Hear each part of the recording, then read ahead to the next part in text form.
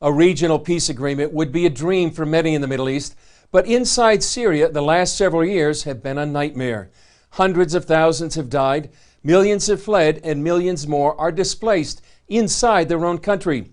As politicians debate the best way to handle the Syrian civil war, one congresswoman who once served in the region returned to assess the situation firsthand. CBN News reporter Abigail Robertson spoke with Representative Tulsi Gabbard to hear why she decided to make this daring and controversial trip.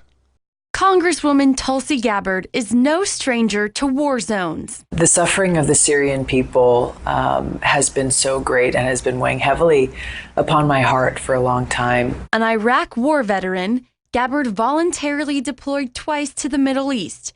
Experiences that led her to head to Syria for a first-hand look at the situation. I wanted to go there personally. I wanted to express in some small, minute way the love and the care and the aloha spirit that the people of Hawaii share with the Syrian people, that the people of our country have for the Syrian people. Since returning home, Congresswoman Gabbard has had a difficult time sharing what she witnessed overseas amidst intense scrutiny from colleagues in both parties. Rather than having this substantive debate, they are focusing on things that are irrelevant or even not true. They want to know who paid for the trip, although she insists the House Ethics Committee approved it, and why she met with Syrian President Bashar al-Assad. It was important to take the meeting with President Assad because whether people like it or not, he is the president of Syria.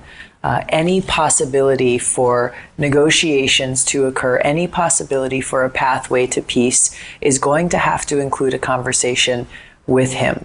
Fellow lawmakers disagree, saying they are disgusted by the meeting with a leader who's responsible for thousands of deaths of his own people. Gabbard told me she had not originally planned to speak with Assad, but she wasn't going to pass on the opportunity. We talked about how we can collectively try to bring stability back to Syria, how refugees who have left Syria will be able to return home.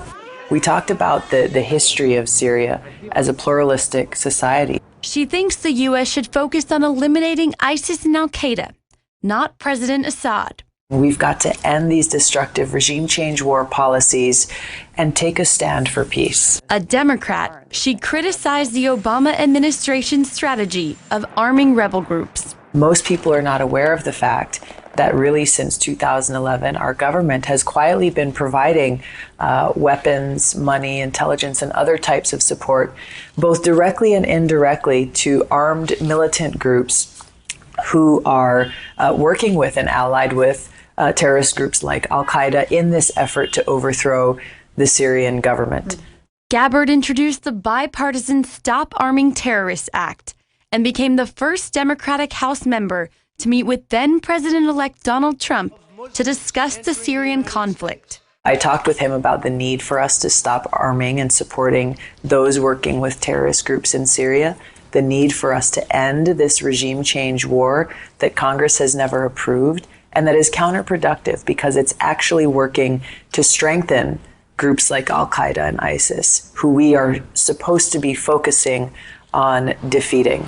But she calls his ban on refugees unacceptable. We should, as a country, do what it takes to be able to help those get out of the situation where they are experiencing a genocide.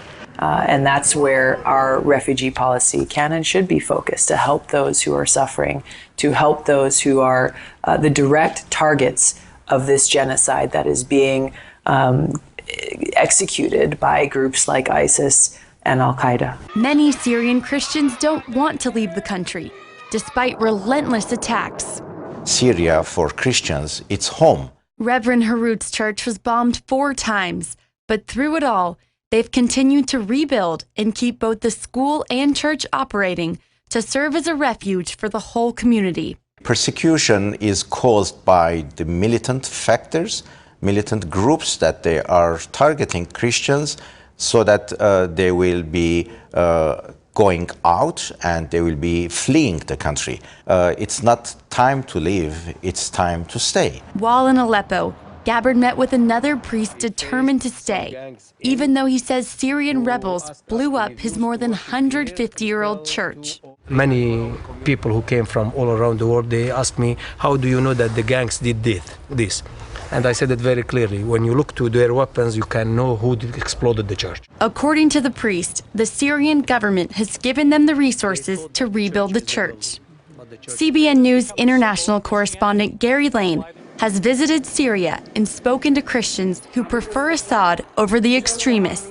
Syrian Christians won't state publicly how they feel about the Assad regime because they fear retribution, but privately they'll tell you that they fared pretty well under Assad. They've been free to worship in their churches without hindrance.